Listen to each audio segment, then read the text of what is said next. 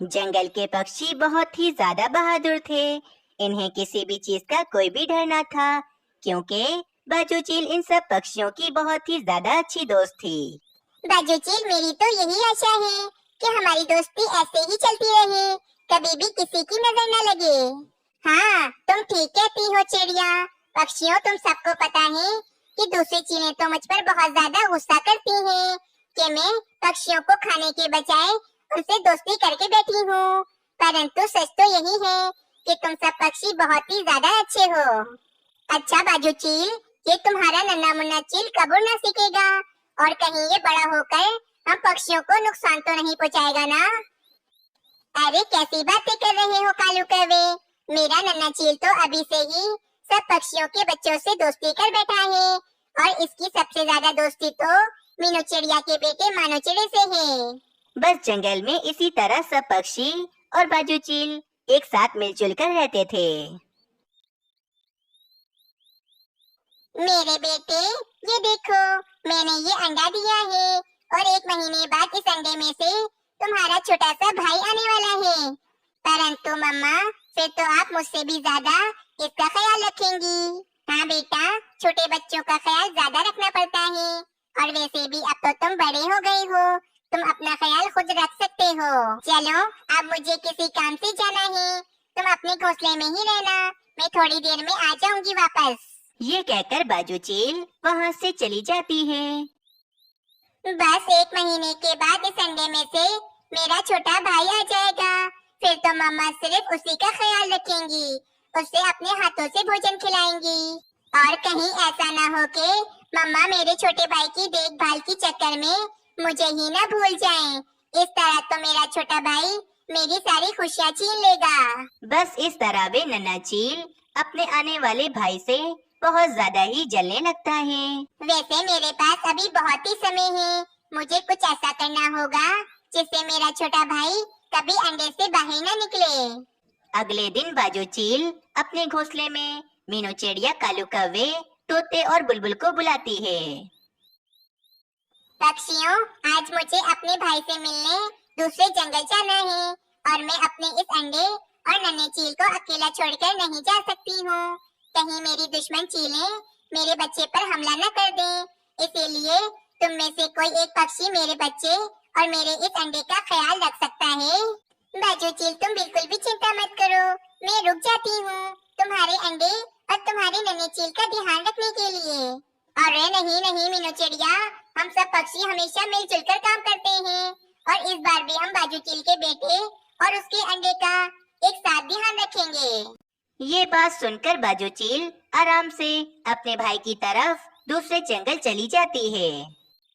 Meenu aunty, एक बात तो बताएं, जब मेरा छोटा भाई आ जाएगा तब मम्मा किसका ज्यादा ख्याल रखेंगी? अरे नन्हे चील, तुम्हारा आने वाला भाई तो बहुत ज्यादा ही छोटा होगा और तुम तो काफी ही बड़े हो गए हो, इसीलिए बाजू चील तुम्हारे छोटे भाई का ज्यादा ख्याल रखेगी। मीनू चिड़िया की बात सुनकर नन्हा चील बहुत ज्यादा ही गुस्सा हो जाता है और सोचता है, अरे अरे, अगर इस अंडे का मैंने कुछ ना किया तो इसमें से जल्द ही मेरा छोटा भाई आ जाएगा और मेरा सारा हक, मेरी सारी खुशियाँ वे ले जाएगा। ना बाबा ना, अब मैं इस अंडे को नहीं छोड़ूंगा, इसकी तो खैर नहीं। मीनू आंटी, जरा मुझे ये अंडा तो देखने दे, मुझे अपने आने वाले भाई का बहुत ही ज्यादा इंतजार है। फिर वे नन्हा चील बाजू चील के अंडे को देखने लगता है और अचानक वे बाजू चील के अंडे को घोंसले से नीचे फेंक देता है और वे अंडा घोंसले से नीचे गिरने के कारण उसी समय टूट जाता है। हाय रे नन्हे चील, ये तुमने क्या किया? तुमने तो बाजू चील का अंडा ही नीचे जमीन पर फेंक दिया, ये क्या किया तुमने? अब क्या होगा मीनू चिड़िया? बाजू चील तो हम सब पक्षियों को इस अंडे की जिम्मेदारी देकर गई थी। मीनू आंटी, कालू अंकल, मुझे आप सब पक्षियों से कोई दुश्मनी नहीं है, बल्कि आप सबके बच्चे तो मेरे बहुत ही अच्छे दोस्त हैं। परंतु अगर मैं इस अंडे को गिराकर नहीं तोड़ता तो कल को मेरा छोटा भाई मेरी सारी खुशियाँ मुझसे छीन लेता। नन्हे चील, तुम जानते नहीं हो, तुमने बाजू चील के साथ साथ अपना भी कितना बड़ा नुकसान कर लिया है, तुमने अपना भाई खो दिया है। अगली सुबह हो जाती है। बाजू चील वापस अपने घोंसले में आ जाती है। अरे पक्षियों, तुम सब इतने डरे हुए क्यों लग रहे हो? और ये तो बताओ, मेरा अंडा किधर है? ये यहाँ दिखाई नहीं दे रहा। बाजू चील, हमें माफ कर दो। हम सब पक्षी तुम्हारे अंडे का ध्यान नहीं रख सके। तुम्हारे बेटे नन्हे चील ने अचानक उस अंडे को जमीन पर फेंक दिया था, जिस कारण तुम्हारा अंडा जमीन पर गिरकर टूट गया है। हाँ बाजू चील, हम सब पक्षी बहुत ज्यादा ही शर्मिंदा हैं। हमें माफ कर दो तुम। पक्षियों की बात सुनकर बाजू चील को बहुत ज्यादा ही गुस्सा आ जाता है। हाँ बाजू चील, हम भला तुम्हारे दोस्त होकर तुम्हारे ही अंडे को क्यों तोड़ेंगे? नहीं नहीं बाजू चील, तुम्हारा बेटा झूठ कह रहा है। ये हम सब पक्षियों को फंसा रहा है। अब मैं तुम पक्षियों को नहीं छोड़ूंगी। तुम सब पक्षी अब मेरा भोजन बनोगे। नहीं बाजू चील, तुम ऐसा मत करो हमारे साथ। हम बेगुनाह हैं, हमारी इसमें कोई गलती नहीं है। फिर वे बाजू चील गुस्से में उन चारों पक्षियों को रस्सी से बांधकर वहां से चली जाती है। और वहीं वे चील आकर एक हांडी में पक्षियों को पकाने के लिए पानी गर्म करने लगती है। अब तो मैं पक्षियों को नहीं छोड़ूंगी। पक्षियों ने मुझे धोखा दिया है। इनको इस गर्म पानी में पकाकर मैं खा जाऊंगी। बेटा, तुम यहीं पर ही बैठो, मैं उन पक्षियों को लेकर आती हूँ। ठीक है मम्मा, मैं यहीं बैठा हूँ, आप उन पक्षियों को लेकर आए। फिर वे बाजू चील पक्षियों के पास चली जाती है। बाजू चील, सिर्फ दोस्ती के ही खातिर मेरी एक दफा बात सुन लो तुम। ठीक है चिड़िया, मैं सिर्फ दोस्ती के खातिर एक बात सुनूंगी तुम्हारी। बोलो। फिर मीनू चिड़िया बाजू चील को सारी बात बताने लगती है, परंतु बाजू चील मीनू चिड़िया की बात पर यकीन नहीं करती। चिड़िया, तुम झूठ कह रही हो। मेरा बेटा मेरे अंडे से नहीं चलता था। वे भला ऐसा क्यों करेगा? अच्छा ठीक है बाजू चील, मेरे पास एक उपाय है जिससे आपको सारा सच पता चल जाएगा। फिर मीनू चिड़िया बाजू चील को अपना उपाय बताने लगती है। फिर वे चील उन चारों पक्षियों को लेकर नन्हे चील के पास आ जाती है और बाजू चील अपने बेटे से कहती है, बेटा, मुझे बहुत प्यास लग रही है, मैं पानी पी कर आती हूँ। तुम इन पक्षियों पर नजर रखना, ये कहीं भाग न जाएं। मम्मा, आप बेफिक्र होकर चली जाएं, मैं इन पक्षियों पर कड़ी नजर रखूंगा, ये कहीं नहीं भाग पाएंगे। फिर वे बाजू चील वहाँ से चली जाती है। मीनू आंटी, पक्षियों, अब आप सब पक्षी आराम से मेरी मम्मा का भोजन बनोगे। नन्हे चील, मैं तुम्हारे इरादों को पहले से ही जानती थी, इसीलिए मैंने बाजू चील का अंडा अपने अंडे से बदल दिया था और अभी बाजू चील का अंडा मेरे घोंसले में रखा है। तुम्हारा भाई अभी भी जिंदा है, तुम क्या करोगे अब? मीनू चिड़िया की ये बात सुनकर नन्हे चील को बहुत ज्यादा ही गुस्सा आ जाता है। मीनू आंटी, ऐसा कभी नहीं होगा। मैं अभी जाकर उस अंडे को भी तोड़ देता हूँ, क्योंकि मैं अपने भाई को इस दुनिया में नहीं आने दूंगा। मैं जा रहा हूँ उस अंडे को तोड़ने। ये सारी बातें पीछे छुपी बाजू चील भी सुन रही होती है और वे काफी ज्यादा उदास हो जाती है। मेरे ही बेटे ने मेरा ही अंडा तोड़ दिया और मैं बेचारे मासूम पक्षियों को मारने जा रही थी। फिर बाजू चील गुस्से में अपने बेटे के पास जाती है। मैंने सब सुन लिया है कि तुमने ही मेरा अंडा तोड़ा है। तुम भला अपने भाई की जान कैसे ले सकते हो? मैं तुम्हें कभी माफ नहीं करूंगी। तुम अब मेरे घोंसले में नहीं रहोगे। अब से मैं तुम्हारे साथ कभी नहीं रहूंगी। फिर वे बाजू चील पक्षियों को आजाद कर देती है और वे बाजू चील वहाँ से चली जाती है। और अब बाजू चील अकेले अपने घोंसले में रहने लगती है। अब बाजू चील के बेटे को अपनी गलती पर बहुत ज्यादा ही पछतावा होता है, परंतु अब वे क्या कर सकता था। इस कहानी से हमें ये सीख मिलती है कि अपने पेड़ पर खुद ही कुल्हाड़ी मारना ये सबसे बड़ी बेवकूफी कहलाती है। अगर आप सबको ये कहानी अच्छी लगी तो चैनल को जरूर सब्सक्राइब करें। जंगल के एक चिड़े सेठ ने आज ही एक नया स्कूल तैयार करवाया था ताकि जंगल के पक्षियों को अच्छी शिक्षा मिल सके। देखो बबलू कौवे, मैंने स्कूल तैयार करवा दिया है।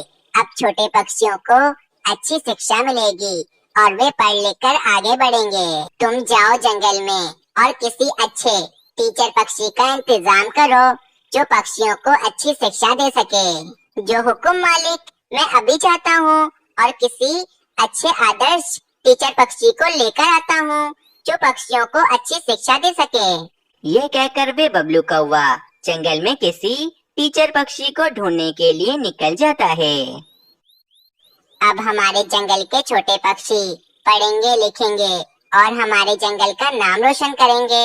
मैं यही तो चाहता हूँ कि हमारे जंगल के पक्षी पढ़े लिखें और हमारे जंगल का बहुत नाम रोशन करें। रानी, तुम्हें पता है हमारे जंगल में चिड़े सेठ जी ने एक बहुत ही बड़ा स्कूल खोला है जिसमें वे छोटे मोटे पक्षियों को बहुत अच्छी शिक्षा देने वाले हैं। कालू जी, ये स्कूल क्या होता है? मुझे तो नहीं पता है, आप बताइए। रानी, तुम तो बिल्कुल ही अनपढ़ हो। स्कूल यानी वो जगह जहाँ छोटे छोटे पक्षी और तुम्हारी तरह अनपढ़ पक्षियों को शिक्षा दी जाती है। कालू जी, आप मुझे अनपढ़ मत बोले। कोई मुझे अनपढ़ बोले ये मुझे बिल्कुल भी अच्छा नहीं लगता है। अगर मेरी माँ ने मुझे बचपन में स्कूल में नहीं भेजा तो इसमें मेरी क्या गलती है? हाँ रानी, इसमें सारी गलती तुम्हारी माँ जी की है क्योंकि तुम्हारी माँ जी ने ही बचपन में तुम्हें स्कूल नहीं भेजा। तुम्हें पता है जब मैं छोटा था तो मेरे पिताजी मुझे रोजाना स्कूल छोड़ने जाते थे और मुझे छुट्टी में लेने भी आते थे। मैं तो बहुत पढ़ा लिखा हूँ, मुझे बहुत ज्यादा पढ़ना लिखना आता है। तुम तो बहुत नसीबदार हो जो तुम्हें इतना पढ़ा लिखा पति मिला है, वरना तुम तो बहुत अनपढ़ हो। तुम्हारा और मेरा जोड़ तो बनता ही नहीं है। ये सब बातें चल रही होती हैं कि वहाँ पर तोता आता है और कालू कौवे से कहता है, कालू कौवे, रानी कौवी, चलो मेरे साथ। चिड़े सेठ के गुलाम बबलू कौवे ने जंगल के सभी पक्षियों को जमा किया है और वे बबलू कौवा सब पक्षियों को कोई बात बताना चाहता है। चलो तुम दोनों मेरे साथ। तोते, तुम्हें पता है उस चिड़े सेठ ने हमारे जंगल में एक बहुत बड़ा स्कूल खोला है जिसमें वे छोटे पक्षियों को शिक्षा देना चाहते हैं। हाँ कालू कौवे, मुझे सब पता है। तुम मेरे साथ जल्दी चलो। जंगल के सभी पक्षी तुम्हारा और रानी कौवी का इंतजार कर रहे हैं। और फिर तोता कालू कौवे और रानी कौवी को लेकर पक्षियों के पास चला जाता है। चलो भाई बबलू कौवे, अब तो रानी कौवी और कालू कौवा भी आ गए हैं। अब तो बताओ कि तुमने हम सब पक्षियों को यहाँ पर क्यों जमा किया है? पक्षियों, जैसे कि आप सभी पक्षियों को पता है कि चिड़े सेठ ने हमारे जंगल में एक बहुत बड़ा स्कूल खोला है जिसमें वो छोटे पक्षियों को अच्छी शिक्षा देना चाहते हैं। हाँ बबलू कौवे, ये तो हमें पता है। आगे बताओ, आखिर बात क्या है? बात ये है कि चिड़े सेठ चाहते हैं कि वे अपने स्कूल में किसी अच्छे टीचर को रखें जो पक्षियों को अच्छी शिक्षा दे सके। अब आप सब पक्षियों में से जो भी पढ़ा लिखा पक्षी है और जो टीचर बनना चाहता है वो आगे आ जाए। कालू कौवा और मीनू चिड़िया दोनों ही पढ़े लिखे थे, इसीलिए वे दोनों ही आगे आ जाते हैं। मीनू चिड़िया, तुम पढ़ी लिखी हो क्या जो तुम टीचर बनना चाहती हो? हाँ हाँ कालू कौवे, मैं पढ़ी लिखी हूँ। मेरी तो बचपन से ही ये ख्वाहिश थी कि मैं बड़े होके टीचर बनूंगी, लेकिन फिर बड़े होने के बाद मुझे टीचर बनने का मौका ही नहीं मिला। लेकिन आज मुझे टीचर बनने का मौका मिल रहा है तो मैं जरूर टीचर बनूंगी और छोटे पक्षियों को अच्छी शिक्षा दूंगी।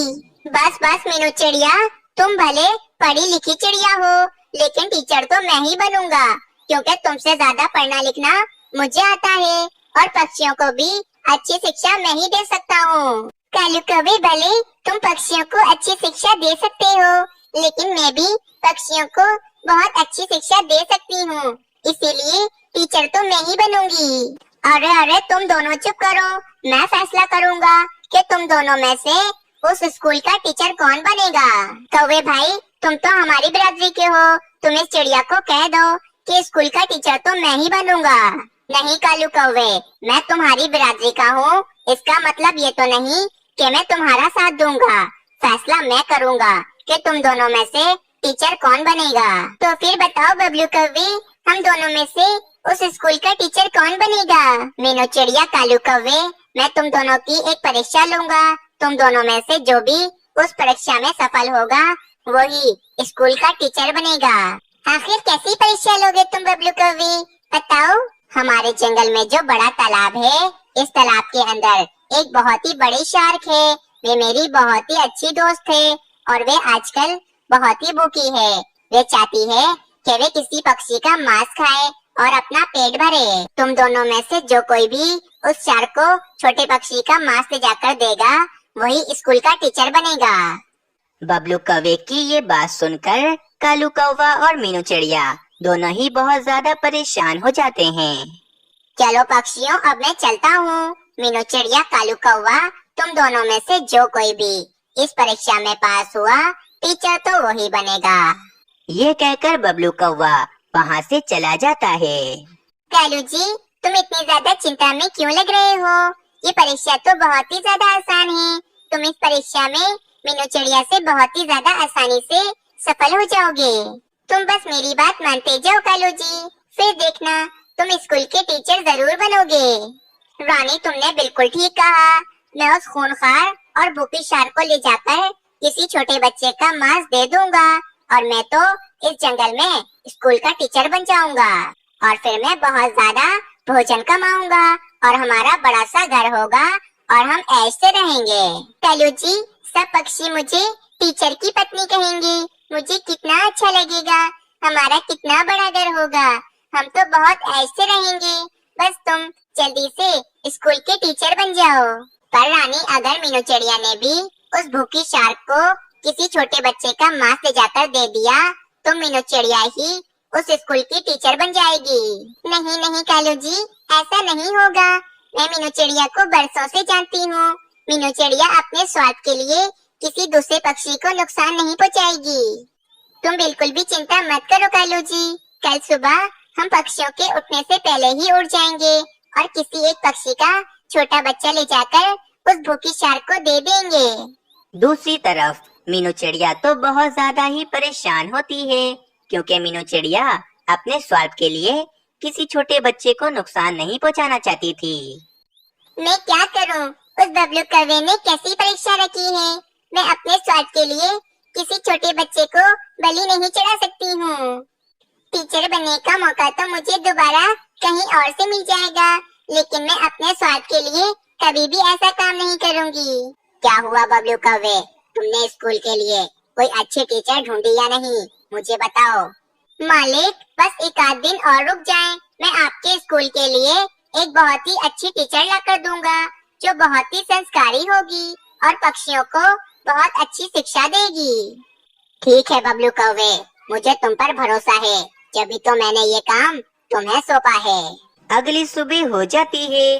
कालू कौवा और रानी कौवी आज बहुत ही ज्यादा जल्दी उठ जाते हैं।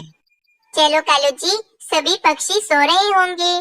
प्लान के मुताबिक हम किसी पक्षी के घोंसले में जाते हैं और उसके छोटे से बच्चे को उठाकर शार्क को ले जाकर दे देते हैं। ये कहकर कालू कौवा और रानी कौवी किसी पक्षी के घोंसले में चले जाते हैं। देखो रानी, कबूतर और कबूतर की पत्नी सो रहे हैं। चलो हम जल्दी से कबूतर के बच्चे को उठाकर ले जाते हैं। अरे धीरे बोलो कालू जी, अगर हमारी आवाज से कबूतर और कबूतर की पत्नी जाग गई ना तो हम पकड़े जाएंगे। हाँ चलो चलो रानी, जल्दी से हम कबूतर के बच्चे को ले जाते हैं। ये कहकर कालू कौवा और रानी कौवी कबूतर के बच्चे को उठाकर अपने साथ ले जाते हैं। कुछ देर के बाद तो कबूतर की पत्नी का रो रो कर बुरा हाल हो जाता है और कबूतर भी काफी ज्यादा ही परेशान हो जाता है। ये क्या हो गया? मेरा बच्चा कहाँ चला गया? रात को तो वो मेरे साथ ही सोया था, ना जाने वे किधर चला गया। चिड़िया, मुझे तो लगता है हमारे छोटे से बच्चे को कोई चुरा कर ले गया है। हमें फौरन उस चोर को पकड़ना होगा, वरना वे हमारे बच्चे को नुकसान भी पहुंचा सकता है। पर कबूतर भाई, मेरे तो समझ में नहीं आ रहा कि आपके छोटे से बच्चे को आखिर कौन चोरी करेगा। मीनू चिड़िया, मुझे तो ऐसा लगता है कि ये सब कुछ कालू कौवे ने किया है, क्योंकि कल बबलू कौवे ने जो परीक्षा रखी थी उस परीक्षा के अनुसार कहीं कालू कौवा मेरे बच्चे को उठाकर शार्क के पास तो नहीं ले गया ना।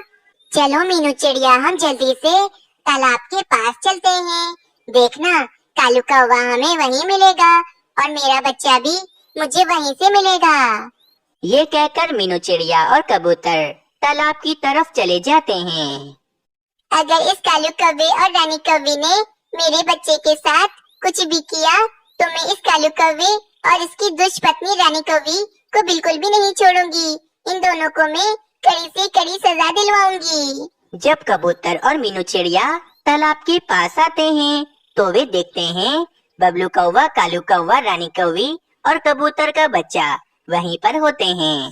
आओ आओ मीनू चिड़िया आओ, क्या तुम कोई भी नन्हा पक्षी लेकर नहीं आई हो जिसे तुम शार्क को खिला सको?